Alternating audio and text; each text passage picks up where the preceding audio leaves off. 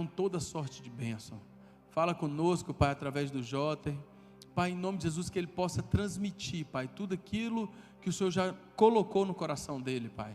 Pai, que não seja apenas uma palestra, Pai, mas que seja o Senhor, Pai, falando através da boca do Teu Filho, para trazer, Pai, base, Pai, financeira, base sólida, Pai, para cada um dos Teus filhos. Nós oramos, Pai, abençoamos a vida do Jotem, com toda sorte de bênção, em nome de Jesus, amém e amém. Fique à vontade. Amém.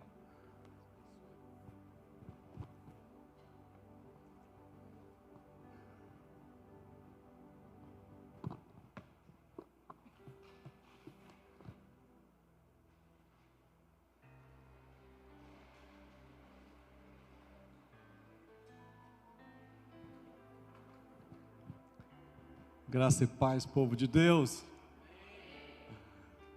É uma honra muito grande poder estar aqui neste lugar e glorificar o Senhor, falar um pouquinho daquilo que Deus tem feito para conosco. A ideia é que nós possamos falar um pouquinho sobre empreender. Mas é um culto, então a gente não pode deixar de falar das coisas do Senhor também. Não sei se você sabe, mas quando Deus ele estabeleceu os 10 mandamentos, os 5 primeiros falam das coisas dos céus. As leis que nós chamamos de, as leis são as leis verticais. E depois outros 5 falam de leis que são, nós chamamos de leis que são horizontais, que fala da convivência do homem para com o homem. A primeira é de Deus para com o homem, do homem para com Deus. E o segundo momento é do homem para com o homem.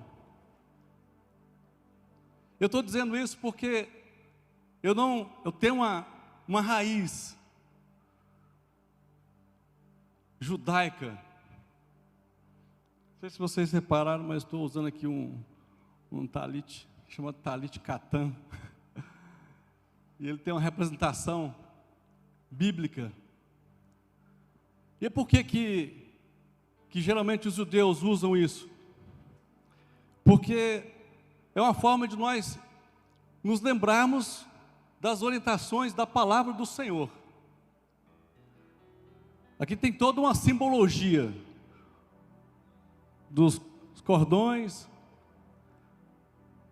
Se você contar, pegar aquele talit gadol é o grande, né? Aí aquele que bota por cima tem 613 fios nele, porque é uma representação das 613 leis. 248 leis são faça isso, faça aquilo. E 365 diz não faça. Como se fosse cada dia Deus dizendo, olha, não faça isso. Não cobiçarás, não adulterarás, não faça isso, não faça imagem. Então são 365, somando a 613. E aí todas as vezes que nós usamos, nós estamos querendo dizer, ó Senhor, eu estou lembrando da tua palavra. Eu não estou debaixo da lei, meus irmãos. Eu sou cristão, de origem, de nascimento. Eu nasci em uma cidade chamada Galileia. Quem já ouviu falar em Galileia aqui? Galileia, mas é em Minas Gerais. Não é a Galileia dos gentios lá em Israel, não. A minha cidade literalmente chama Galileia, providência divina. Nasci em Minas, o meu tataravô, o meu triavô, chama Jacobes Alferes Lopes Faria, né? Que ele dizem que ele era mais puxado para os muçulmanos, e a minha avó, Hannah, que é a Ana, né? Ana Frank, ela é judia. E aí, o meu bisavô já nasceu em Portugal, e aí chama Manuel Lopes Faria. E meu avô já nasceu no Brasil, chama Antônio Lopes Farias. E eu nasci em Galileia, Jotem Lopes Arcanjo, só peguei o Lopes e tirei o Farias. Mas a história é muito longa da nossa família. E então eu uso, às vezes, em ocasiões muito distintas, para trazer à memória os meus antepassados, porque nós Os brasileiros não têm o costume de conhecer suas raízes. Geralmente são poucas pessoas que conhecem seus avós, seus bisavós, não conhecem a sua história. E nós precisamos conhecer a nossa história. Não existe empresário forte de um passado fraco. Assim, não existe um homem forte de um passado fraco. Se você não conhece seu passado, você não sabe de onde você veio, você não sabe onde você está e nem sabe geralmente para onde você vai. E aí quando eu estava aqui, sentado aqui, estava lembrando de que hoje é o dia 2 de Ave, que é o mês do ano 5.784, lá em Israel a gente segue no calendário gregoriano, a gente segue o calendário judaico. E daqui 7 dias é o dia 9 de Ave. Mas o que tem a ver essa história 9 de Ave? 9 de Ave foi um dia em que aconteceu 5 grandes tragédias no meio do povo de Israel. As maiores tragédias. Então, foi estabelecido o dia 9 de Ave para que nós pudéssemos lembrar dessas tragédias. E geralmente aquele que professa a religião judaica, ele nesse dia 9 de Ave, ele entra num jejum de 24 horas. Para trazer a memória de que, olha, não posso fazer aquilo, se eu entrar naquele caminho, uma tragédia pode acontecer na minha vida.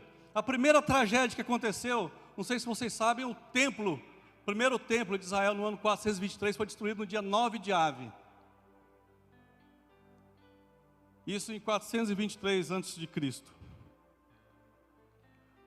No ano de número 133 da nossa era, mais de 500 mil judeus foram mortos numa rebelião contra o povo romano. O segundo templo, no ano 70, foi destruído exatamente no dia 9 de Ave. O povo judeu foi expulso da Espanha no ano de 1292, no dia 9 de Ave. Depois houve uma perseguição, foi expulso da Inglaterra no dia 9 de Ave. E depois, no ano de 1502, no dia 9 de Ave, foi expulso de Portugal. Não sei se vocês sabem, quando você lê a história do descobrimento do Brasil, que veio Pero Vaz de Caminha, ele veio, e quem guiava os navios não eram os portugueses, eram judeus. Judeus de origem da tribo de Isacar, porque eles conhecem muito de astrologia, de céu. Inclusive a Bíblia relata lá em 2 Reis, que quando Davi ia sair à guerra, ele consultava a tribo de Isacar para saber se era tempo propício para sair à guerra. Como é que está? Como é que está a evolução das coisas? Posso sair à guerra? Ele consultava o Senhor, obviamente, mas consultava uma tribo chamada Isacar, da qual eu sou. Eles consultavam essa tribo porque eles entendiam muito. Então, quando veio para o Brasil, foram guiados exatamente pelos judeus, que vinham fugido, sem opção de vida. Daqui foram expulsos. Se vocês conhecem um pouquinho da história, mas em Recife tinha uma antiga sinagoga, tem um tanque chamado Mikveh, que foi descoberto recentemente, porque eles passaram por lá, daqui foram expulsos para os Estados Unidos, para o Haiti, aí foram rodando o mundo. Mas quando começou isso? Começou exatamente no dia em que o povo de Israel estava para entrar na terra da promessa. Está lá em Números de capítulo 11 em diante. E aí Deus orienta para Moisés: Moisés, chama os maiorais, os cabeças das tribos, e manda com que eles vá ver a terra que eu separei para o meu povo. E então escolheu ali 12 homens, e eles saíram para escolher a terra, para ver a terra, e de fato andaram toda a terra de Israel, hoje terra de Israel, e depois de 40 dias voltaram, e aí houve um problema muito sério naquele dia, que aqueles que foram espiar a terra, começaram a infamar a terra. E era dia 9 de Ave. Aquela noite, se vocês lerem a palavra, dia 9 de Ave, o povo de Israel sentou para murmurar a noite toda e chorar e lamentar. Porque 10 homens daqueles 12 que foram, começaram a infamar a terra, dizendo: realmente a terra ela é muito boa, é uma terra que emana leite e mel, é uma terra de prosperidade. Aí diz: mas, aí tem um mas, as pessoas lá são poderosas, as cidades são fortificadas, os anaquins estão no norte, os filisteus estão no sul, e tal, e reclamaram e murmuraram a noite toda.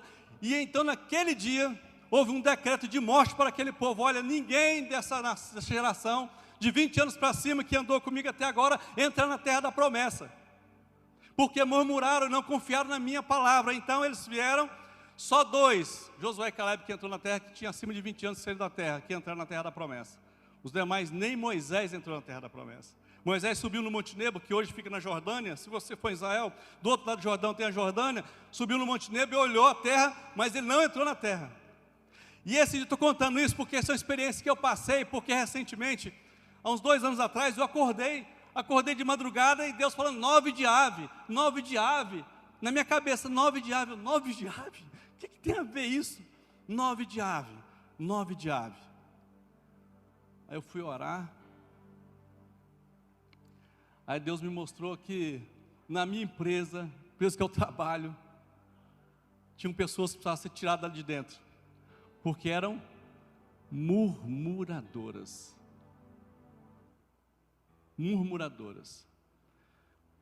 Deus falou: se você não tirar, a empresa vai parar de prosperar.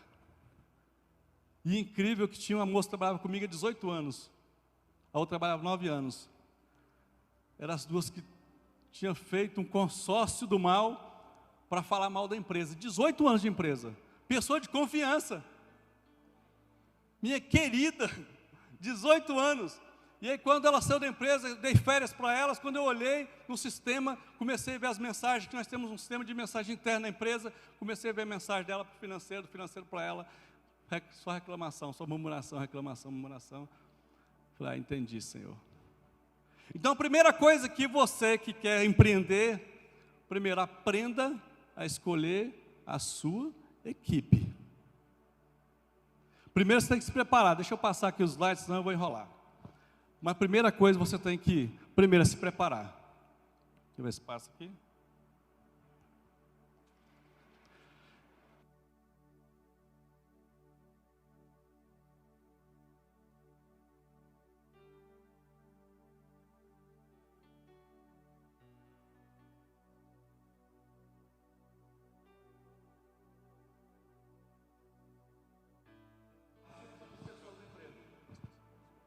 Eu vou na minha sala lá, boto um slide. O primeiro slide que eu coloco é esse aqui, ó. E Jesus disse: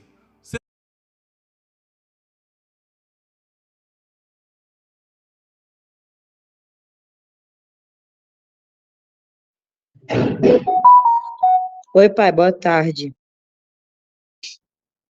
É, o Neguinho, Janilton, tá querendo comprar a máquina de solda, Bantam. Só que ele queria dar 200 de entrada e dividir em 2 vezes, né? O restante. E aí, pode manter o valor dos 525? Ou aumenta um pouco? Ah, tá. Tá bom. Tá bom. Eu vou ver se também ele já pega logo a fechadura também. Beleza. Tá bom. Tchau. tu podes crer, tudo é possível ao que crer. Depois, eu leio outra passagem que fala sobre fé. Por quê? Porque é uma questão de princípio nosso. Nós não trabalhamos na empresa com quem não tem a mesma mentalidade nossa. Se ela não tiver a mesma mentalidade nossa, a mesma filosofia, para a gente não serve. Por quê? Porque ela vai andar no caminho contrário.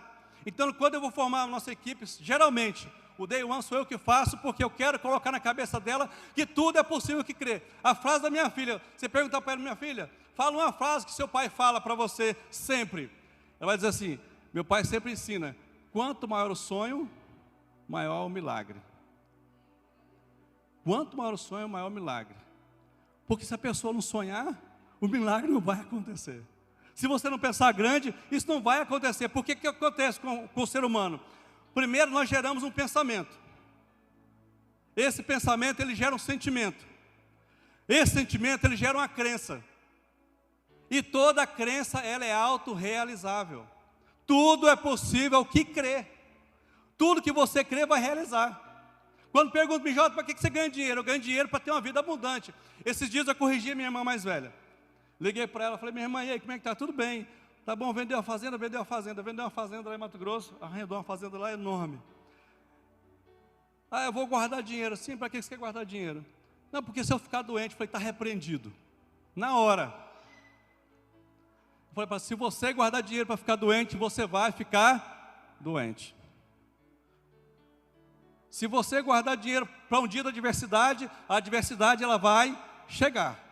Então como é que eu faço? Eu guardo o meu dinheiro para ter uma estabilidade financeira e ter uma vida abundante. É por isso que eu guardo. É por isso que eu recuso. Porque assim, sempre aprendemos 3 coisas. No judeu eu aprendo 3 coisas, simples. 30% do que ele ganha, ele investe no seu negócio. 30% do outro fator, ele investe no seu imóvel, na sua casa. E 30% ele guarda. Ele guarda para investimento futuro. Porque sempre foram perseguidos e sempre deixaram alguma coisa para trás. Todas as perseguições que o povo de Israel passou, deixaram sempre bens para trás. Mas uma coisa sempre levava, o recurso financeiro. Sempre levaram muito ouro, muitas joias. Se você for em Jerusalém, aliás, se você for em Tiberíades, que é a cidade que fica às margens do Mar da Galileia, lá tem os maiores ourives do mundo. Se você quer encontrar qualquer tipo de diamante de maior qualidade do mundo, você vai em Tiberíades. Eles vão te mostrar todo tipo de diamante. Porque acostumaram com isso, porque é fácil botar no bolso e carregar. É fácil carregar dinheiro e levar em diante. Então, 30% ele investe no negócio. 30% ele investe na sua casa, sua família. 30% ele reserva financeira. Deu quantos por cento? 10 é fácil saber, né? 10 é fácil. Passamos por esse período, do momento agora, né? É o dízimo. Isso não é negociável. Então, se você quer a primeira coisa, você tem que ter fé. Isso aqui eu tirei uma foto minha, tá, gente? Eu não sou do meio. Geralmente o pessoal acha que eu sou espingarda, mas não sou. Eu sou esse aqui. Esse é meu irmão mais velho. Por que geralmente eu mostro isso? Para mostrar que para Deus nada é impossível. Para mostrar que para Deus nada é impossível. Isso aqui é uma foto lá no Amazonas, onde a gente morava. Meu pai era bandeirantes. A gente foi para Rondônia, isso aqui no meio de uma floresta. Aqui é madeira, nós derrubamos no machado, colocamos fogo para plantar feijão. Isso aqui é um short que andava comigo. Eu andei com esse short uns 4 anos, só tinha ele. Aí eu brinco com os meus filhos, falo que eu enfrentava onça, que eu carregava jacaré. E era sério, porque era a nossa vida, era isso. Se eu fosse olhar a circunstância, eu era o mais improvável da minha casa. Eu era o mais improvável. Isso mostra que para Deus nada é impossível. Não que eu tenho muito, mas eu tenho uma vida abundante. Deus tem me abençoado. Mas por quê? Porque foi criada uma mentalidade. Na minha cabeça foi criado um pensamento. A minha mãe dizia assim: meu filho, você nasceu para ser cabeça, não é para ser cauda. Você nasceu para ser cabeça, não é para ser cauda. Você nasceu para ser cabeça, era direto. E eu coloquei isso na minha mente: meu Deus, eu nasci para ser cabeça e não para ser cauda. Ou seja, ela dizia: você não nasceu para ser puxado, você pode ser carregado. Não foi para isso, você nasceu para pensar, porque a sabedoria do homem está na sua mente. Então, para você ser um empresário de sucesso, primeiro tem que começar na sua mente. Nada foi descoberto ou foi feito, a não ser que partiu de um pensamento. Primeiro você tem que pensar, você tem que mentalizar. Você tem que imaginar. Então eu começo com o princípio: tudo é possível que crê. E depois eu digo: o Senhor levanta do pó do montouro necessitado para fazer assentar com os príncipes da terra. O pastor estava falando aqui esses dias agora, precisamos ter gente da política. É obviamente que precisa. Ele precisa ter príncipe sentado com os governadores, ou então governador sentado com os príncipes, senão nós vamos ser sempre do Egito, irmãos. Essa semana, conversando com o pastor aqui da cidade, eu falei: pastor, tem que mudar a sua mentalidade. Por quê? Por quê, irmão Jota? Porque você está criando pessoas para ser escravo de Faraó. As pessoas não estão construindo para os outros. Ser escravo de Faraó é aquele que constrói para terceiro, é aquele que constrói e não aproveita, é aquele que constrói e não tem vida abundante, é aquele que trabalha e vive na escassez, é aquele que trabalha e vive sem dinheiro, é aquele que trabalha que não tem direito a nada, é aquele que trabalha que não consegue nada, é aquele que luta, é trabalhar para Faraó. Isso é trabalhar para Faraó. Então, primeira coisa, você tem que mudar o seu mindset, a sua mentalidade. O homem que descobriu a lâmpada, ele tinha, se você ler a história sobre ele tinha um quarto, e ele tinha mais 3 ou 4 pessoas que trabalhavam com ele. Eles entravam para aquele quarto, apagavam as luzes, e ficava criando só na mente, ninguém falava nada. Não sei se eu sabe, mas o pensamento ele anda, pastor. As minhas ondas magnéticas, a minha energia, a energia de qualquer pessoa aqui, ela atinge 10 metros. Qualquer pessoa atinge 10 metros ao redor. Por isso chega num lugar, cara, eu cheguei naquele lugar, estava uma energia negativa, não sei o que estava acontecendo. É a pessoa carregada de energia negativa. Porque o nosso princípio é energia. Você está vendo, isso aqui é um corpo. Vamos, simples, quer ver? Ó? Isso aqui é um corpo, ok? O corpo é feito de órgãos. Os órgãos é feito de quê? Células. As células são feitas de membranas. As membranas são feitas de quê? Átomos. Os átomos é próton, elétron e nêutron. E lá no final, se você partir ele, é energia. É energia. Então isso aqui, o meu corpo é uma energia materializada. Isso aqui é uma energia materializada. No princípio de tudo é energia. No princípio de tudo é energia. Deus é energia. É luz. Luz é energia. Pega a fórmula de Einstein. Quanto maior velocidade, se atingir lá a velocidade lá 300 mil quilômetros por segundo ao quadrado, vira o que? Energia. É E vezes M, não sei o que, se você multiplicar lá, energia, o corpo do ser humano é energia. Então, Deus ele faz coisas improváveis. E uma das coisas que a gente tem percebido que tem acabado com o sonho das pessoas, chama-se medo. Isso aqui é uma pesquisa que foi feita nos melhores livros aí que você estudar, de Napoleão Hill, desses grandes escritores, vai dizer que o medo é um problema que a pessoa enfrenta.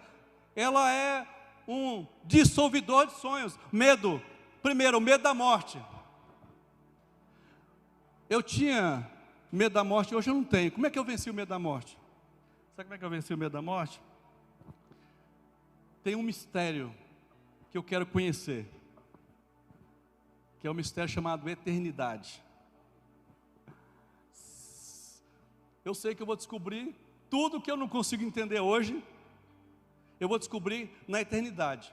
Quando eu entendi que quando eu sair desse corpo físico e a minha alma for para o Senhor, voltar para Deus, eu vou descobrir tudo que eu não sabia.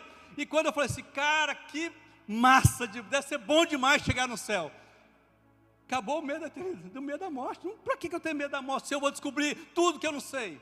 Aquilo que hoje eu vejo por enigma, eu vou ver face a face. Aquilo que eu olho como espelho, eu vou entender a realidade. Eu vou ver os anjos, eu vou ver o Senhor, vou ver Jesus, vou ver Abraão, vou ver Isaac, vou ver Jacó, vou ver João, vou ver Maria. Cara, para que eu vou ter medo da morte? Se eu quero descobrir esse mistério maravilhoso, Deus falou comigo que eu vou viver 100 anos. Passar disso é lucro. Mas eu não tenho. Como é que eu, mudando a minha mentalidade, se eu passar essa vida, eu vou descobrir mistérios ocultos que estão na eternidade, que eu vou só entender quando chegar lá. Então, cabe o medo da morte. Como é que você muda o medo? Mudando o seu pensamento. Mudando. É o medo da morte, medo da pobreza, perca do amor. Irmãos, é coisa mais simples. É só amar a pessoa que está com você, tratar com respeito, com carinho, com dedicação, dar um bom dia. Isso é simples. Muda a mentalidade. Medo da velhice. Se você perdeu o medo da morte, se você perdeu o medo da pobreza, como? Como é que você perde o medo da pobreza? Tendo uma mentalidade abundante. Tudo aquilo que você mais teme, lhe acontece. Jó, tudo aquilo que eu tinha mais medo, me aconteceu. Empresário não pode ter medo do desafio. Servos, filhos de Deus não podem ter medo do desafio. Se você tiver medo, você não empreende, você não compra, você não vende, você não prospera. Fazer um negócio, antigamente para mim, que eu fui criado numa família, e as minhas irmãs que me criaram, a minha irmã que me criou era muito escassa, era terrivelmente escassa. Tinha medo de tudo. Eu estou trabalhando na mente dela, eu entro na mente dela hoje. Estou trabalhando na mente dela, ela me criou com medo de tudo. Até eu descobrir e começar mudar a minha mentalidade de medo, de pobreza, de doença, de crítica, de velhice, de amor. Como é que eu mudei o meu mindset da velhice? Cara, quanto mais eu vivo, mais experiência eu tenho. Quanto mais eu vivo, mais lugar eu conheço. Quanto mais eu vivo, mais oportunidade eu tenho. Quanto mais eu vivo, mais pessoas eu posso abençoar. Quanto mais eu vivo, mais experiência eu trago na minha bagagem. Mais experiência.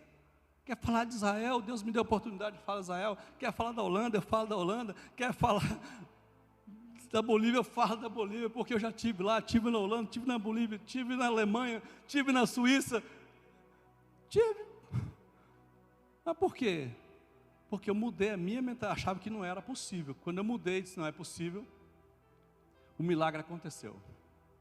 E vai acontecendo. Se você crê, tudo é possível que crê. Eu falo, pessoal, gente, como é que você lê a Bíblia e diz que tudo é possível que crê, se você não tem coragem para nada? Que fé é essa que você tem? Que mentira é essa que você vive? Que mentira que é essa? Como é que a pessoa fala, lê a Bíblia, você crê em Deus? Não creio, você é cristão? Sou, você serve Jesus, eu sou servo de Deus, aleluia. Não, é um medroso. Não é filho de Deus, não entendeu ainda, não mudou o mindset dele, não mudou a mentalidade dele. Então, primeira coisa é tirar esses medos. Outra coisa que eu aprendi na minha vida: não havendo sábios conselho, o povo cai, mas na multidão dos conselhos a sabedoria. Ultimamente não faço nenhum tipo de negócio se não tiver alguém que me dê um bom conselho. Agora eu vou te mostrar uma coisa. Eu coloquei aqui, ó. Se você for comprar ouro, você tem que procurar alguém que mexe com ouro, um ourives.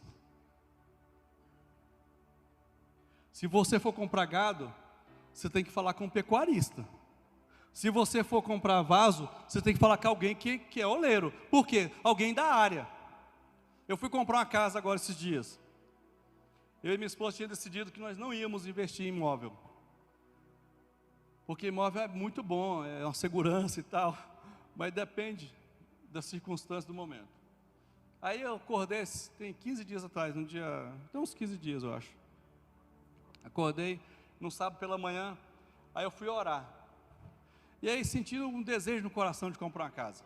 Só que eu falei, Senhor, só que eu quero uma casa que seja bênção para mim e para os meus filhos. Que eles tenham liberdade, uma casa que tenha 4 quartos, uma casa que tenha uma garagem, que tenha um quintal, porque eu gosto de quintal grande. Eu tinha um terreno lá no Quinto Paraíso, mas não gostei do ambiente, não quero, não vou construir lá, não interessa. E aí eu falei para o Senhor, Senhor, para saber que é do Senhor, que esse negócio é do Senhor, eu quero colocar o terreno do Quinto Paraíso no negócio. Só que tem que ser uma casa que tem 4 quartos, porque eu quero ter o quarto profeta, 3 filhos moram em casa. E tem que ter um terreno, porque eu gosto de quintal. Aí acordei sábado de manhã, aí estava orando, aí minha esposa acordou, eu falei, meu amor, eu tive um desejo no coração, agora estava orando. Eu falei, está orando com o quê? Eu estou pensando em comprar uma casa. Ela, ué, eu estava orando agora sobre isso. Só que eu falei para Deus que eu quero uma casa de 4 quartos. E eu tinha acabado de orar. E a minha esposa lá no quarto orando, porque eu oro na sala. Sério?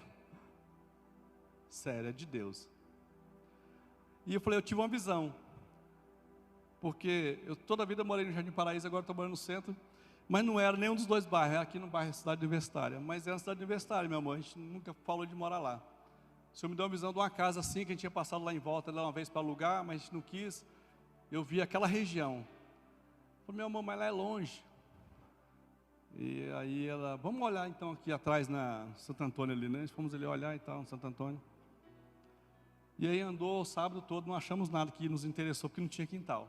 Eu falei, meu amor, a visão, vamos lá na visão? Vamos. Aí quando cheguei lá, passei. Quando eu entrei na rua da casa, que eu tinha visto a visão, uma casa bem na esquina, vende-se. Bem na esquina. Falei, liga. Ela ligou. A mulher atendeu, dois toques a mulher atendeu. Falou, estamos aqui na casa, tal, a gente quer comprar ela. Está à venda? Como é que está? Está à venda. Só que tem um detalhe, a gente quer colocar um terreno lá no Quinto Paraíso. Tá, eu vou ver com o dono. E a gente quer parcelar o restante. Porque eu falei para Deus, tem que ser um milagre também, tá? Que eu não quero pegar minha reserva toda e botar numa casa. Eu não faço isso. Eu tenho que ter a minha reserva, 50% tem que estar guardado. Ah, beleza. Aí ligou meia hora depois, ele aceitou o negócio. Falei, opa, tá bom demais.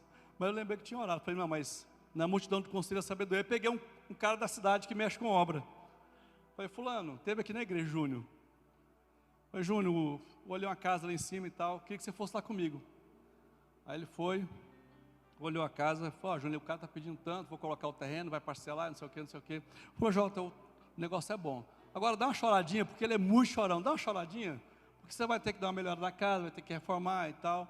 Não, Júnior, não precisa, a casa é do jeito que eu quero, a gente não quer luxo, só quer espaço, só quer comodidade e tal. Não, mas dá uma choradinha. Aí a palavra, multidão dos conselhos da sabedoria. Aí a igreja liga para a mulher, olha, a gente fecha a casa, mas só tem que dar 100 mil de desconto. A igreja, 100 mil de desconto. 100 mil tá bom. Aí a mulher, 15 minutos, 85 mil, tá bom? Falei, tá bom, tá fechado o negócio. Mas vai parcelar, vai parcelar. Pega o terreno. A casa é nossa. Nenhum conselho. Porque por ela tinha fechado, porque ela gostou tanto do terreno, não é da casa, do terreno, né? Que para ela, para os meninos correndo no terreno, já estava satisfeita. O que é isso? Mentalidade. Mudança de mentalidade. Aí compramos uma casa, estão reformando aqui uns dias de fazer um culto, uma casa simples, mas a gente vai receber os irmãos tudo lá. Não, já tem um hambúrguer, eu quero um hambúrguer. E aí a gente olha para a Bíblia, a gente vê lá um exemplo, lá no passado, de Moisés e Jetro. Moisés era um cara extremamente inteligente, era poliglota, foi criado no Egito, sabia falar outros idiomas e tal, mas num dia, ele está lá, o povo tudo na frente dele, aí chega Jetro, que é lá do deserto de Midian, fala, Moisés, o que está acontecendo? Você vai se matar e matar o povo. Aí ele diz assim, eu te aconselharei, e Deus será contigo. Sê tu pelo povo diante de Deus, levanta tuas causas a Deus. Eu te aconselharei. E esse conselho mudou a história do povo de Israel. Não sei se você sabe, de fato a hierarquia judaica de empresa começou aqui. Você vai colocar homem sobre 10, homem sobre 100, homem sobre 1000. Não é isso, pastor? Está lá, você pode olhar essa passagem. Foi um conselho que mudou a história do povo de Israel. De hierarquia, de organização, um conselho. Então você tem que ter sábios conselheiros, mas tem conselheiro da área. Assunto espiritual, você tem que procurar um ministério. Assunto que envolve uma mudança de mentalidade, você tem que ter um pastor para orientar, para conversar, para orar. Eu quero ser comprador, você procura alguém que mexe com a área. O irmão Aleixo é comprador, não está fazendo não? Trabalha com Fausto, no comprador, procura alguém que compra. Quer mexer com o salão de cabeleireiro? Procura o David. Procura da área. Não, eu quero mexer com comida, vou procurar o David. Rapaz, eu só sei comer. Mas se for de salão, ele sabe, porque ele vive na pele. Então, se você quiser um bom conselheiro, tem que ser pessoas da área. Foi uma coisa que eu aprendi a duras penas. A duras penas. E meu sogro sempre falava isso comigo, eu não entendia. Foi difícil entender, porque eu gosto de comprar gado. E meu sogro bate demais em mim, porque ele mexe com gado, né? E eu não seguia o conselho dele, eu seguia o conselho de gente de fora. Vai, seu besta, siga, porque ele é um nordestino, bem daquele bruto, né? Vai, seu besta, joga o seu dinheiro no lixo. Aí eu estava conversando essa semana para comprar gado, e aí, sogro, como é que tá? Não, agora está na época boa, o gado baixou, está magro, você compra agora, você engorda 3 meses e tal, sabe tudo. Então eu vou procurar. E o que as pessoas erram? Procurar pessoas que não é da área para dar conselho. Eu não tenho vergonha nenhuma de procurar outro empresário para conversar. Eu não tenho vergonha nenhuma de procurar uma pessoa da área. Nós estávamos com vontade de abrir uma franquia. Vou mexer com o quê? Isso, aquilo. Olhando para calçado. Aí vamos pesquisar. Vamos procurar conselho. Rapaz, quando eu comecei a descobrir andar na área de calçado, botar uma franquia, eu nunca vi tanta franquia, Luiz Eduardo. Comecei a descobrir, eu não tinha visto nenhuma. Aí comecei a ver Carmen Steff, Constância, não sei o que, procurei uma, já está vindo, procurei Areia, já tem, procurei fulano, já tem, e a outra já está treinando aqui no Sul, e a outra está treinando aqui no Espírito Santo, já tinha umas 15, foi misericórdia. Procurei um conselheiro, falei, Jota, você vai ser mais um na multidão. Para ser mais um eu não quero. Falei, guarda o sonho, meu amor, vamos partir para outra. Vamos orar e buscar outra coisa. Conselho de quem é da área. Empresa, outra coisa que a gente vê muito, caixa da empresa não é o seu caixa particular. Eu estou cansado de ver isso aqui, ó. Caixa de empresa, minha filha, esse dia eu fui ali num amigo meu, vai comprar um pão ali, pá, no caixa. Pai, eu preciso de comprar não sei o quê, pá, no caixa da loja. Sério, eu vi isso aí. Ah, porque o fulano lá, pai, está querendo isso aqui. Pega no caixa aí, minha filha. Não é, caixa da empresa não é o seu caixa. Tem que deixar as coisas muito bem definidas. Eu sou sócio. O nosso prolabore é muito bem definido. Muito bem definido. Tira o percentual tal sobre as vendas e quem trabalha na empresa ganha tanto de salário e acabou muito. Nunca misturei. Eu não chego no caixa da minha empresa, nunca botei a mão no caixa da minha empresa. Nunca. Eu pego a minha do caixa, eu tenho haver ainda? Eu tenho. Quanto que eu tenho de haver tanto? Faz um vale para mim. Ela pega o dinheiro, conta, faz um vale, eu assino e pego. O meu limite é esse aqui. Quando eu cheguei Luiz Eduardo, o meu salário era R$500. Lembro como se fosse hoje. R$500. E vivia muito bem, graças a Deus. Porque se o dono é rico, a empresa é pobre. Principalmente para quem está começando. Não se iluda. Não se iluda. Então, você tem que ter o seu dinheiro particular. Reduza os seus gastos. Faça investimento seguro. Aumente as suas rendas. O meu desafio agora é aumentar o número de renda lá de casa. Porque eu e a minha esposa trabalham na mesma empresa. Aí tem outra renda, mas duas só não dá, meu amor, porque a gente quer ter uma vida abundante na frente. Então temos que ter 3 ou 4 ou 5 rendas, pelo menos. Aí nós estamos orando a Deus para buscar outra renda. Tem renda fazenda, só que fazenda é mexer com gado, a cada 6 meses você vende uma manada. Eu falei para ela, eu quero uma coisa que pinga todo dia. Eu não sei mexer com soja, não sei mexer com grãos, então vou mexer com aquilo que eu sei. E a empresa é aquilo ali. A gente investe, tira um percentual e reinveste. Em 2001 eu comecei aqui na rua Pernambuco, você trabalhava na Mimoso, né? Em 2000 já, né? Comprava lá, não dava desconto de jeito nenhum. Irmãos, pensa no vendedor ruim de desconto. Ô pastor, Deus te perdoa, pastor. Deus te perdoa, que não dava desconto de jeito nenhum para mim. Comprava lá e na Magazã. Comprei muita coisa. Abri em 2001 aqui, comecei. 2006 a gente mudou para a rua Pernambuco, para a rua Rondônia, onde a gente está hoje, um prédio maior. 2008 eu abri Roda Velha, 2013 a gente abriu Rosário, 2020 começou a crise, né? Eu abri o Santa Cruz, 2021 eu abri Formosa e Rio Preto. E aí nesse processo a gente tem um setor industrial. A gente investe no setor industrial em produção de máquinas e equipamentos e telha. Mas com muito pé no chão, com muito pé no chão. Eu não me importo com o preço concorrente, eu tenho o meu valor. Eu digo pessoal, gente, eu não vendo aço, eu vendo segurança. Vai o pastor fazer a casa dele sem aço, pastor não faz isso não, compra muito ferro. É bênção.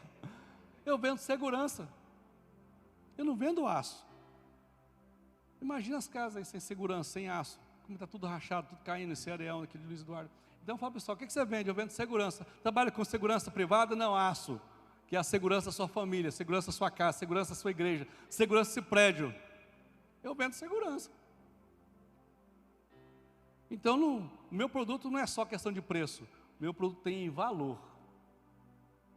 A minha esposa, quando ele ia em treinamento, o pessoal, venda o seu produto, ela começava, não, porque eu vendo barrachado, porque ninguém entendia nada. Aí dava nota 3 para ela. Aí o pessoal dizendo, o que você vende? Eu vendo segurança, por isso, por aquilo. O pessoal, nota 9. Ela ficava indignada comigo. Ela falou, agora também vou mudar, agora eu vendo segurança. Aí, entendeu, né, a visão. Então a gente tem que ter. O que eu faço? O meu método.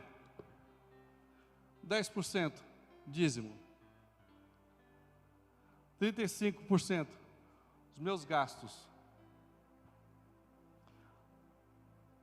30% eu guardo para negócio, até eu achar um bom negócio para investir. 10% eu faço investimento a longo prazo. 10% o que eu faço? Diversão. Eu gosto de ir para Caldas Novas, então 10% está guardado. Não gosto de praia, mas eu gosto de comer, gosto de beber. Crente não bebe, né, pastor? Mas come muito, né? Então não 10%. Por quê? Porque a minha mente, ela tem que satisfazer o meu corpo. Porque se eu não gasto nada com diversão, ela vai achar que é só trabalho, só trabalho, só trabalho. Daqui a pouco ela não quer produzir mais para mim, ela quer reservar a minha energia. Isso aqui é psicológico. Ela quer preservar a minha energia e eu não vou ter mais disposição para trabalhar, não vou ter disposição para pensar, para ganhar dinheiro. Então, por quê? Eu gasto 10% com diversão, não quero nem saber. 10% é diversão. 5% capacitação, é curso, é vídeo, é treinamento, é livro. Devo ter uma cerca, né? Agora fiquei sem meus livros. Tinha uns 2.000 livros em casa. Agora eu dei para minha filha, agora estou resgatando meus livros de volta. Mas eu invisto nisso. Por quê? Porque eu preciso me capacitar, eu preciso conhecer. Eu não posso entrar num negócio sem conhecer, um negócio em hipótese nenhuma, irmão. Você passa uma vida juntando dinheiro para realizar um sonho de empreender, e você não estuda o negócio. Aí você, em um ano, você fecha a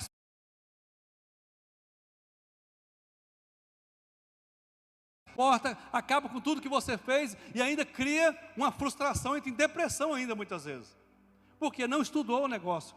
Não faça nada se não estudar o negócio, se não perguntar, se não pesquisar. Não vá pela emoção, não vá pelo momento, não faça isso. Então, estude, se capacite, leia, busque informação, busque bons conselheiros, converse com alguém da área e vai.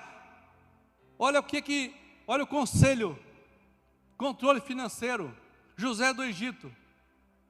E José continuou falando com o faraó: portanto, será bom que o Senhor, ó rei, escolha um homem sábio e inteligente. Está acabando o tempo, né, pastor? Já estou acabando.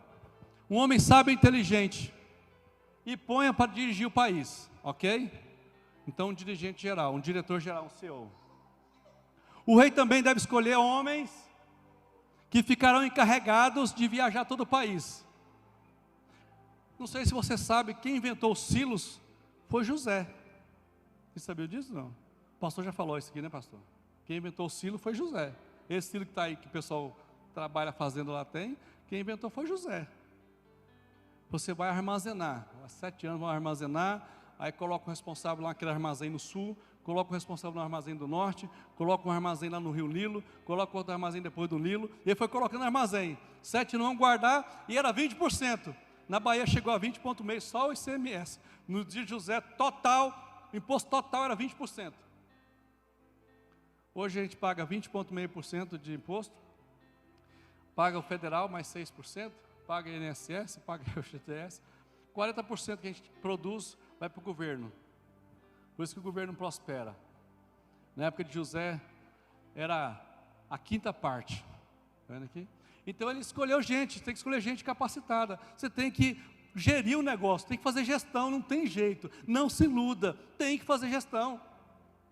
Eu entro em várias empresas que a pessoa não tem um fluxo de caixa, não tem um DRE. O que é DRE, irmão? O que é isso? Demonstrativo do resultado de exercício.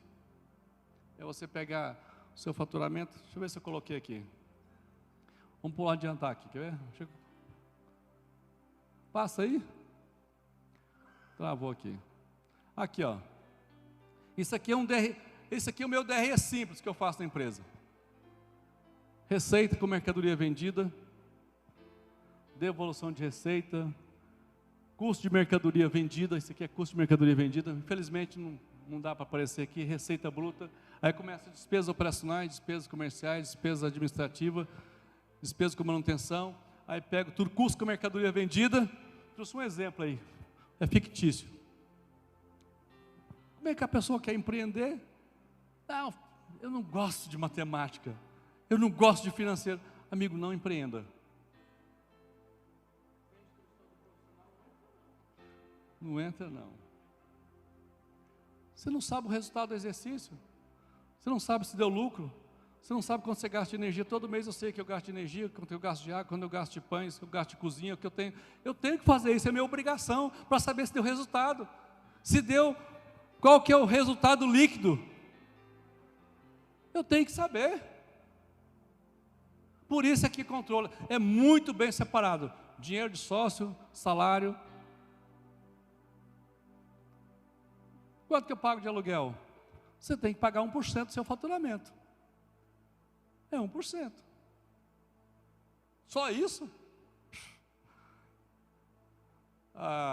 Ontem eu vi no jornal que as grandes empresas estão pagando 0,60% agora. Se você acha muito, faz as contas depois no final do mês. Acho que a Novo Mundo ali era 1% do faturamento que pagava aluguel. Quanto que eu pago de folha? Quando eu abri lá em 95, era 3% do meu faturamento. Aí vai aumentando, hoje eu pago 7% do meu faturamento. A minha folha tem que ficar dentro disso. O meu custo operacional é 23%. Eu não posso fazer mais do que isso. Porque não é só o meu preço, é o mercado que dita o meu preço hoje. Então como é que eu faço? Eu tenho que reduzir a minha despesa, eu tenho que controlar. Eu gasto 1% com marketing, 1% do meu faturamento seria para aluguel, 7% no máximo seria para folha de pagamento, 4% para sócios, e eu vou fazendo conta. O meu imposto, normalmente, com os meus créditos, dá 12,6%. Eu tenho isso na cabeça, eu tenho que ter isso na cabeça. Eu tenho que saber o meu custo operacional, isso é real. Quanto você ganha, David, por mês? Quantos cabelos você faz? Tantos. Quanto você paga de aluguel? Tanto. Quanto você dá de comissão para o outro? Tanto. Quanto você gasta de energia? Tanto. Quanto você gasta de água? Tanto. E em Roda Velha eu pago R$10 de água. Porque lá a taxa do R$10 na loja. Aqui eu pago R$600 de água, Luiz Eduardo. Eu sei a conta de luz da loja daqui, eu sei a conta de luz de Rosário, eu sei a conta de luz de Roda Velha, eu sei a conta de luz de Formosa, eu sei o valor do aluguel que eu pago em Formosa, eu sei o valor do aluguel que eu pago em Santa Cruz, eu pago aluguel para minha sócia, que o dinheiro dela é particular, a outra imóvel nosso foi alugado. Eu sei, isso eu tenho que saber. Mas não é pela fé não? É pelas obras. Mas como é que eu faço? Estudar. Pega uma consultoria. Pega o Sebrae. Contratei um cara de Ilhéus, 2 meses atrás, veio fazer só consultoria só para apresentar os meus problemas. Eu já sabia, mas eu queria que ele apontasse, para mim apontar para os outros. Aí passou 15 dias, paguei lá 20 mil para ele estar aqui. Aí como eu tenho bons relacionamentos, aí tem um cara, Luiz Eduardo, isso aqui é o DRE, isso aqui é um fluxo de caixa, tá? Se alguém quiser o modelo, depois eu mando.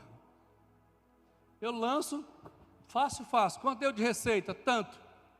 Vou lançando a receita, a despesa administrativa, aluguel, manutenção, máquinas, equipamento. Meu caminhão de Santa Cruz está gastando a média de óleo de Santa Cruz, a mesma média do centro. Aí eu chamei minha filha para conversar, tenho um particular com ela. Falei, como? Eu vendo 3 vezes mais do que você, que ela cuida da loja de Santa Cruz para mim. O seu caminhão, que é um só, está gastando quase o mesmo valor de combustível que eu gasto no centro. Você está maluca? Oxe, você não tem noção não, minha filha? Falei com ela semana. Aí eu já me falei, pai, porque o centro, a loja do centro está pedindo meu caminhão emprestar, fazer entrega. Por que você emprestou? Foi eu que autorizei? Não, porque foi a vendedora. Então a vendedora vai pagar seu salário mês que vem, não sou eu não. Ela vai pagar seu salário, porque você obedece a ela e não a mim. Ela é sua patroa, então você paga o salário, ela vai te pagar seu salário mês que vem. Como é que você não cuida? Como é que você não olha a sua despesa? Como é que uma loja que tem 8 funcionários em Rosário gasta a mesma quantidade de pães pela manhã do que eu gasto de 21 aqui no centro, mais 8 são 43. Tem uma coisa errada. Aí o café da manhã tem ovo frito. Sério, tem leite. Tem não frango assado. Aí descobri que tinha um que estava pegando frango assado no domingo. Sério, gente. Sério. Falei, tá vendo? Se eu não tenho noção, se eu não olho, a minha esposa está ficando obcecada por custo. Por quê? Porque o nosso limite ele já está estabelecido. Hoje o preço do mercado, é o mercado que estabelece meu preço. Antigamente não. Eu que estabeleci, hoje é o mercado. Por quê? Existe concorrente para todo lado. A não ser que você tenha um diferencial muito grande. Se não, não. Aí o que eu faço? Reduzo o meu custo. Gosto de ser justo com os meus colaboradores, mas tem coisas que dá para tirar. Energia fotovoltaica agora. Coloquei para todas as lojas. Investi lá um valor X de energia, daqui 2 anos está pago a minha energia. E eu era contra isso. Aí quando fui fazer conta, falei, cara, tem sentido não, realmente. Aí botei energia solar na empresa, botei para 6 lojas, e botei a minha casa, e botei os 2 relógios da fazenda. É bênção, gente, é bênção energia solar. Você vai ver que é um investimento muito alto, não é. Se você fizer a conta a longo prazo, 2 anos, 3 anos aí, está resolvido o problema. Aí eu tive que fazer isso para reduzir custo. Caminhão programa, caminhão de entrega. Telefone, celular com plano da Vivo, R$60, você faz ligação à vontade. Então tem coisas que dá para mensurar, você tem que começar a mensurar. Ah, por que gasta tanto telefone? Eu gasto R$1.000 de telefone aqui no centro, gasto 200 na Santa Cruz, gasto 90 em Formosa. Aí gasto mais 120 em Rosário. E agora foi para 180, porque 3 planos de 60. A gente começa, opa, peraí, deixa eu dar uma olhada. Todo mês a gente senta, vamos dar uma olhadinha aqui. Vamos dar uma olhada, vamos. Fulano, ó, cuidado. Ciclano, ó, cuidado. Agora, se a pessoa não tem, eu digo pessoal lá na empresa. Não existe empresa organizada com funcionário desorganizado, não. Viu? Não existe igreja organizada com membros desorganizados. Não existe, não tem como. Todo mundo tem que estar alinhado, tem que estar organizado. Lá se você entrar na minha sala, tem lá um cronograma lá. Praticamente toda semana tem reunião. Porque eu tenho que entrar na mente das pessoas. Ontem eu entrei na mente da minha esposa e da minha financeira, do meu gerente. Entrei na mente, ele saiu atordoado da minha sala. Não, meu amor, vamos embora que você entrou na minha mente hoje. Falei, meu papel é entrar na sua mente. Enquanto vocês não entenderem, porque eu não gerei empresa para fechar amanhã, não. Eu estou aqui há 22 anos, eu quero prosperar, eu quero ir para frente. Então eu entro na mente de vocês. Quando vocês não aprenderam, eu entro na mente de vocês. Era culto, né, pastor? Desculpa, mas... Tem que entrar na mente do colaborador, tem hora. Se você é empresário, tem que entrar na mente. Se o pastor não entrar na mente do instrumentista, o pessoal do louvor, tem que entrar na mente. Porque o que muda é a mentalidade. Você tem que mudar. Você não muda um país. Se você conhecer a história da Coreia do Sul, que tem as maiores tecnologias do mundo hoje. Lá na Coreia do Sul tem a maior igreja do mundo. Se você estudar um pouquinho da história da Coreia do Sul, vai saber que foi um pastor chamado David Chu, que foi chamado pelo presidente, que era militar na época. Pastor David, eu tenho que fazer alguma coisa pela nação. Ele falou assim, começa mudando a mentalidade do povo. Ele já tinha um programa para mudar a mentalidade. Ele falou, que programa que é esse? É assim, assim, assim, a gente vai entrar na mente do povo e tal. E aí mudou a história da Coreia do Sul. Mudou a história da Coreia do Sul. Dá uma olhadinha. David Chu, procura lá. Vai ver a história dele.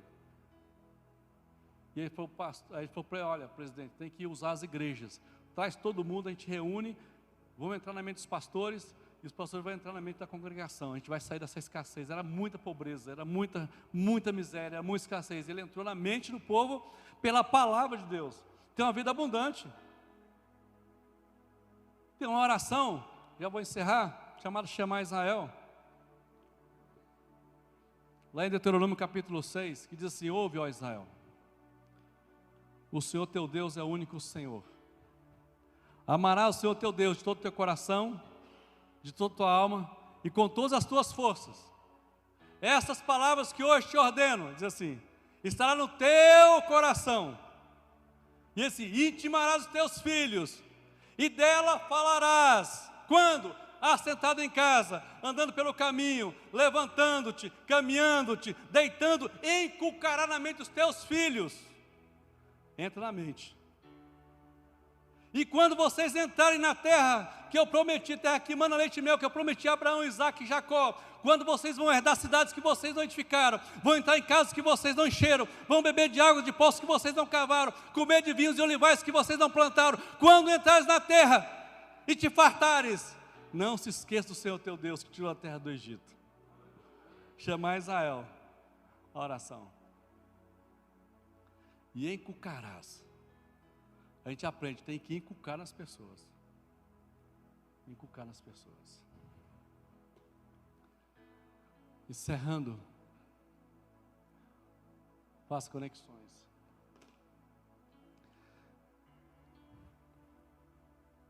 Esses dias o Senhor falou comigo que eu precisava voltar às minhas origens. Eu falei, origem? Seja original. Como assim? E eu fui ver a história desse quadro, que pintor foi Leonardo da Vinci. Fica em Milão. E aí, recentemente a forma de falar, eles contrataram uma restauradora para restaurar esse quadro. Ele é 8x5 praticamente, no teto de uma cozinha, de uma capela, de um convento Della Grazia, em Milão. E aí aquela restauradora, até coloquei o nome dela ali, ó, chamada Pini Brambilla. Ela, quando chegou naquele quadro de Leonardo da Vinci, olhou para aquele quadro, e ela disse que, ela olhou para aquele quadro e ela ficou assustada com aquela imagem. Ela falou assim, ela pensava com ela mesma, será que esse quadro é de fato Leonardo da Vinci? Ele está tão desfigurado. E ela falou que aquela imagem que as pessoas olhavam, de ver Jesus que se emocionava, né, que chorava diante daquele quadro, que via aquela imagem antiga, já tinha perdido a sua característica, tinha perdido a sua humanidade. Jesus tinha perdido, porque tinha passado outros restauradores, 6 restauradores, e tinham coberto aquela originalidade daquela imagem, daquele quadro. Ela falou, será mesmo? Não parece que é, perdeu a sua origem. Eu olhava para Pedro, e não via o conhecimento que ela tinha de Pedro, porque quando Leonardo da Vinci pintou esse quadro, cada um pintou segundo, ele quis transmitir segundo a sua característica. Se você olhar para o quadro, sabe, Pedro, ele está com a faca na mão. Por quê? Porque era um homem temperamental, ele cortou a orelha de Malco. Se você olhar para essa imagem e ver a imagem de Judas, vai conhecer que aquele está com dinheiro na mão, que eram as moedas do preço da crucificação. Se você olhar para a imagem e vai entender quem era João, é aquele que está ao lado de Jesus, que quer encostar a cabeça, quer ouvir. Então cada apóstolo, segundo a sua imagem, tem um que está apontando para o céu, perguntando, será que isso é de Deus? E ela olhou para aquela imagem, perdeu a característica. Alguém passou por aqui, os restauradores, e perderam a sua originalidade. E aí Deus falando comigo, você precisa voltar às suas origens. Você precisa ser original. Como, Deus? Ser original. E aí diz assim, Deus criou o homem a sua imagem e a sua semelhança. Ele disse, dominai sobre as aves do céu, sobre os peixes do mar, sobre a terra, multiplicai e povoai. O que mais, Deus? Adão falava comigo todos os dias, a sua origem era o contato comigo. Todos os dias ele falava com Deus, todos os dias não havia separação. E aí, quando Deus começou a falar comigo, volta à sua origem, era essa comunhão. O homem perdeu a sua originalidade, ele não fala mais com Deus, não vive mais com Deus. Adão falava, dizia assim, esse aqui vai chamar-se vaca, e Deus dizia, vai ser vaca. Esse vai chamar sabiá, e era sabiá. Esse vai chamar cavalo, e era cavalo. Dizia o nome, e Deus ensinava embaixo, porque era a comunhão. E o homem perdeu a sua originalidade, porque não fala mais com Deus, quer fazer as coisas sem Deus. Deus, você precisa voltar para a sua originalidade. E eu tive uma experiência exatamente com essa mulher. E ela falou que ela era criticada porque ela começou a restaurar o quadro, e ela tinha que fazer pedaço por pedaço, fatia por fatia, fatia por fatia, fatia por fatia. Ela demorou 20 anos para restaurar, para trazer a originalidade. Quer ser empresário? Tenha originalidade. Quem vai te dar? Deus vai te dar. Você nasceu para dominar. Você nasceu para governar. Você nasceu para falar com Deus todos os dias. Você nasceu para dizer, Senhor, eu vou fazer isso, e Deus, olha, eu assino embaixo. Você é a imagem e semelhança de Deus. Para pensar. Você já parou para pensar que você é imagem e semelhança? Qual que é a minha busca agora? Ter a mente de Cristo. Porque eu pensei, se eu tenho a mente de Cristo, eu vou pensar como Ele pensou, eu vou entender de pessoas como Ele entendia, vou falar como Ele falava, eu vou agir como Ele agia, vou ter a mesma capacidade que ele tinha. Não é a mesma mentalidade. Tudo está aqui. Tudo está aqui. E Paulo fala que nós precisamos ter a mente de Cristo. Quer ter sucesso? Tenha a mente de Cristo. Tenha a mente de Cristo. Viva a palavra, entenda da palavra, persiste na palavra, busque a palavra. Essa casa só aconteceu porque eu busquei a Deus, nem era a minha intenção. Mas eu falei, não, está na hora. Está na hora. Amém. Eu falo para o meu pessoal, princípios e regras não se quebram. Irmãos, nós temos princípios. Nós somos imagem, nós somos semelhança de Deus. Princípio nós não podemos quebrar. Por que muita gente prospera, daqui a pouco ela cai em desgraça? Porque quebrou princípios e quebrou as regras. As regras do jogo a gente não quebra. A gente pode mudar alguma coisa no percurso, mas princípios e regras a gente não quebra. E que Deus possa abençoar vocês, que vocês sejam originais naquilo que vão fazer. Seja original. O que você gosta? O que você faz com excelência? O que você tem desejo lá dentro no coração de fazer, e gosta de fazer, e gosta de estudar, e gosta de buscar? Faça isso. Busquem Deus. Mas sejam originais. Que Deus possa vos abençoar.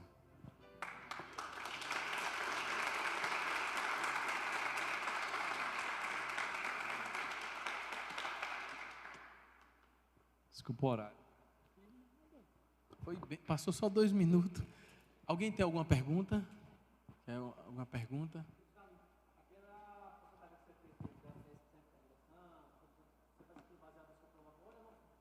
Não. A gente é bem distinto. Empresa, eu, pessoa física, sou eu. Empresa, CNPJ, eu sou CPF. Aquilo é em cima do meu prolabore, do meu ganho total. Eu faço em cima daquilo que eu, de fato. O que a empresa ganha não é o que eu ganho, entende? É dela. No meu prolabore. Eu ganho lá, eu ganho 5 mil. 30% para isso, 10% para aquilo. Tá? Eu faço exatamente isso. Aí eu tinha uma reservazinha agora. Aí eu não sei mexer com ações. Acho que tem um irmão que mexe, né? Aí eu fiz uma conta lá no Rico, fiz na XP, comecei a estudar com o tio Uli. Aí peguei um pouquinho, para lá, né? Aplicar lá para render, né? Aí já tem até uns dividendos entrando já. E a empresa tem um investimento dela, que ela faz. Eu faço o que ela gira para ela, para reinvestir, para melhorar a estrutura, para ampliar. Não, a empresa de divisão é outra. Certo? Alguém tem mais alguma pergunta? Amém. Amém? Não? Entenderam? Bacaninha? Glória a Deus. Vamos. Eu entendi e recebi tudo. Cara, que palestra maravilhosa, irmãos. Que palestra maravilhosa. Você que está aqui, manda esse link dessa mensagem para pelo menos 20 pessoas. 20 amigos seus, 20 empresários que você quer ver prosperar, que você quer o bem dessa pessoa. Mande mesmo. Fala, cara, você tem que ouvir essa palestra. Tem sido uma melhor do que a outra. Então, se prepare. Deus tem feito coisas maravilhosas aqui através dos empresários. E o próximo pode ser você, dar uma palestra top dessa. Vai se preparando. Que do nada eu chamo, né? Amém? Vamos orar, vamos agradecer a Deus. Jota, muito obrigado, filho amado. Deus abençoe, viu? Deus abençoe mesmo. Cara, foi benção, irmãos? Valeu a pena a sua terça-feira? Valeu a pena? Vai chegar um tempo, note só, vai chegar um tempo que os visionários aqui vai fazer fila de empresários para querer entrar. Vai estar lotado, vai estar abarrotado de gente. Amém, amados? Deus é maravilhoso, sim ou não? Faça assim com sua mão. Amanhã nós temos culto às 19h30, não falte, amanhã vai ser algo sobrenatural que Deus vai fazer. Sexta, sábado, tem culto de jovens. Sábado tem culto de jovens? Desculpa, gente. Sábado, culto de mulheres, já vai estar conosco a doutora Emanuele, uma bênção lá do Piauí, vai ser céu na terra. Então chama, você que é mulher, chama o máximo de mulher possível.